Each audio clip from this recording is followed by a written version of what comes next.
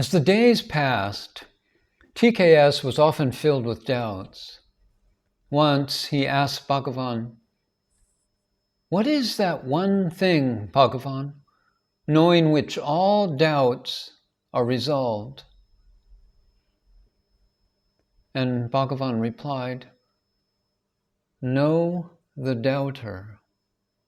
If the doubter be held, the doubts will not arise. Recognize for certain that all are yanis, all are realized beings. But only a few are aware of this fact. Therefore, doubts arise. Doubts must be uprooted. This means that the doubter must be uprooted. When the doubter ceases to exist, no doubts will rise. Here, the doubter means the mind." T.K.S. asked him, "What is the method, Bhagavan?" Bhagavan answered sharply, "Inquire, who am I? This investigation alone will remove and uproot the doubting mind, and thus establish one in the self, the transcendental state." On another occasion, T.K.S. had another doubt. He was a pundit, a traditional man, who had read many scriptures.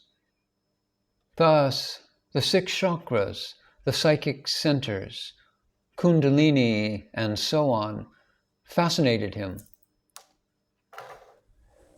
He asked Bhagavan about them, and Bhagavan replied, "The self alone is to be realized.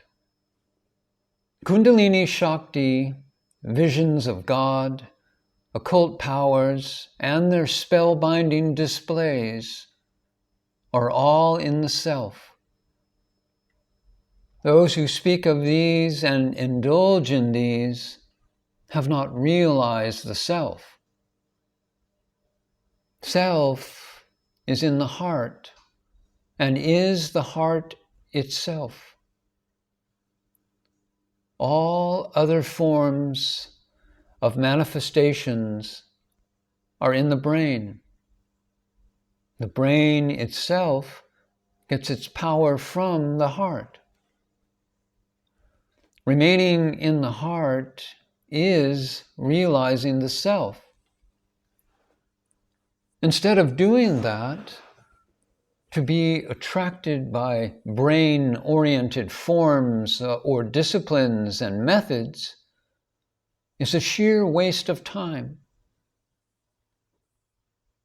Is it not foolish to hold on to so many efforts and so many disciplines that are said to be necessary for eradicating the non-existent ignorance? In 1920, Bhagavan introduced T.K.S. to Ganapati Muni, who was then living in the mango tree cave. Every day, T.K.S. would visit Bhagavan, so Bhagavan told him, "Go to Nayana," that was another name for Ganapati Muni, "learn the Rig Veda and other scriptures."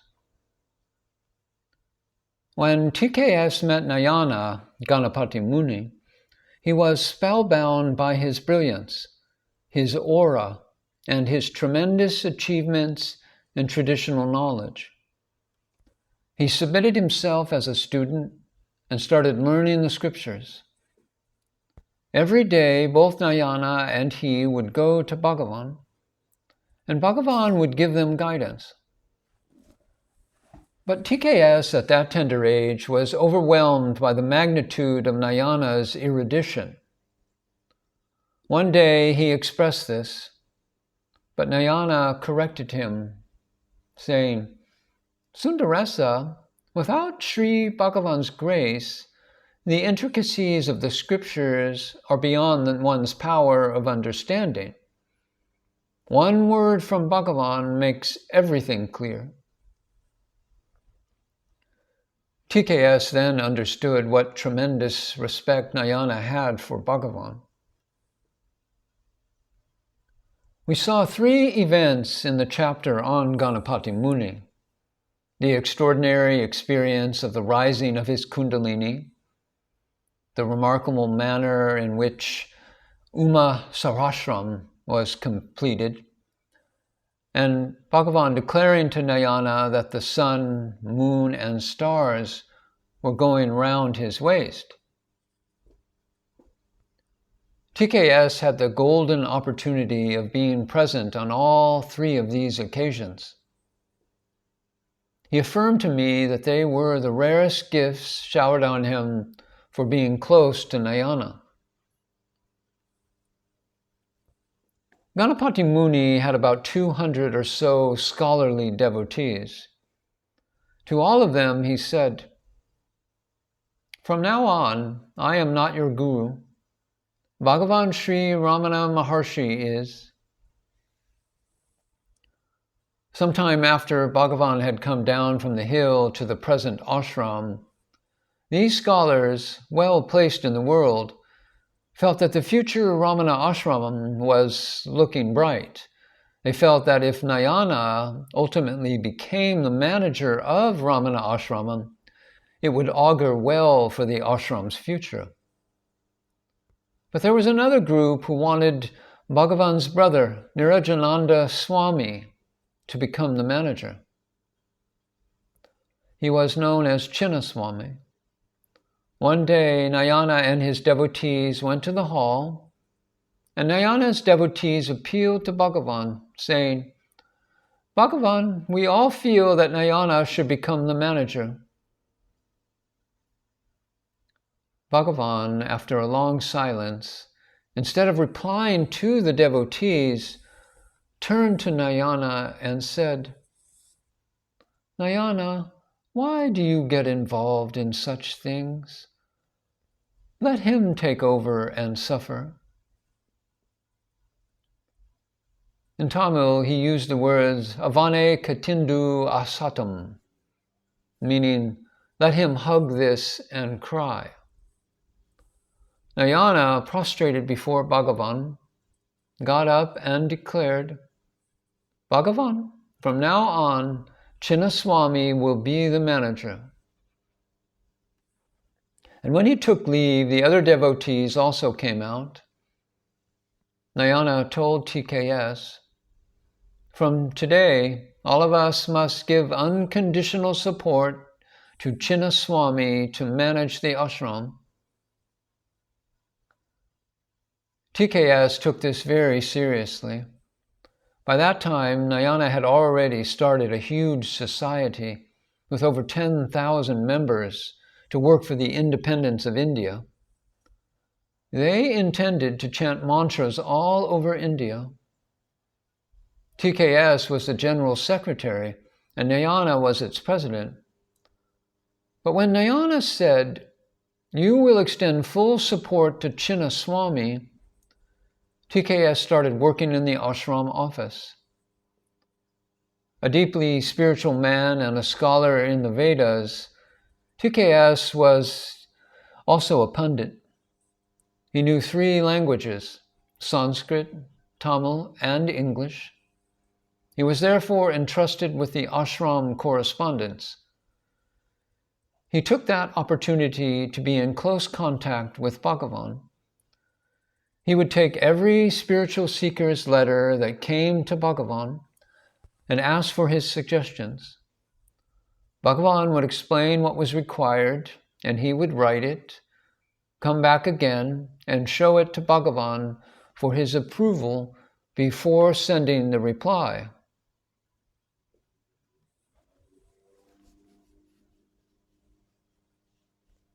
Bhagavan had already written many verses and teachings, like "Who am I?" and self-inquiry. Some of the scholarly devotees wanted everything to be collected and brought out as the collected works of Ramana Maharshi. They gathered all the Tamil works of Bhagavan and sent it to the press, but a preface was still needed to be written. Arunachala and Natyananda were both Tamil scholars, but they backed out, saying, "How are we qualified to write a preface to Bhagavan's original writings?" There was much hesitation in the ashram, and the preface was thus pending. One day, T.K.S. came very late at night from the town. When he entered the hall, Bhagavan told him, "Why don't you write the preface yourself?" He was shocked, but he knew that whatever came out from Bhagavan was the truth and a commandment. So he said, "Bhagavan, how can I write? But with your grace, what is not possible?" Bhagavan said, "Write it. It will come out all right." He sat down, looked at Bhagavan, and the writing flowed. When he completed it, he placed it at Bhagavan's holy feet, and Bhagavan read it. Since Bhagavan had read it, T.K.S. started to leave. But Bhagavan called him back. "Come, why have you said, 'It is hoped'? Why not say, 'It is certain'?" So saying, Bhagavan effected one change in the last sentence of the preface, where it says, "It is hoped that Sri Bhagavan's grace, in the form of these collected works, will give liberation and bliss to all seekers who take these collected works into their heart." Bhagavan changed "it is hoped" to "it is certain." The Tamil word was nambuguran, it is hoped. Bhagavan changed it to thinam. Thinam in Tamil means absolutely certain. After Bhagavan's correction, the preface ended with this assurance: "It is absolutely certain that Sri Bhagavan's grace, in the form of these collected works, will give liberation and bliss to all seekers who take these collected works into their heart."